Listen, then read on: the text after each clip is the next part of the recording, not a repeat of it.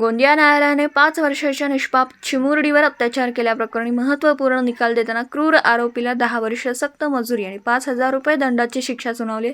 मानवतेला लाजवेल अशी ही घटना एप्रिल 2019 मध्ये घडली होती.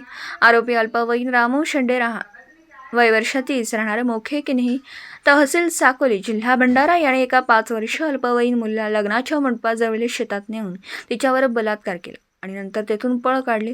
तिरोडा पोलीस ठाण्यात दाखल केलेल्या तक्रारीच्या आधारे भादवी कलम 363, 366 अ, 376 ए बी, 511, 354, 354 अ, कलम 8, 12 पोक्सो व इतर गुन्ह्यांची नोंद करण्यात आली.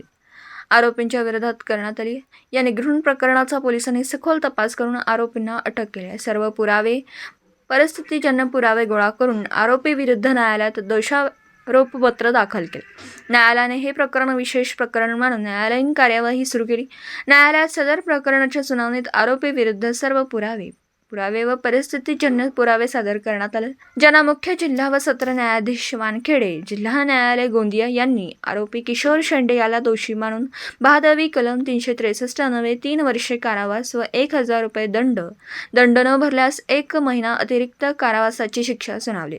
तसेच कलम 354 अन्वये 3 वर्षे कारावास, 1,000 रुपये दंड न भरल्यास 1 महिना अधिक शिक्षा, कलम 376 ए बी IPC DV या अंतर्गत त्याला 10 वर्षाचा कारावास आणि 5,000 रुपये दंडाची शिक्षा सुनावण्यात आली. दंड न भरल्याने त्यांना 3 महिन्याची अतिरिक्त शिक्षा सुनावण्यात आली.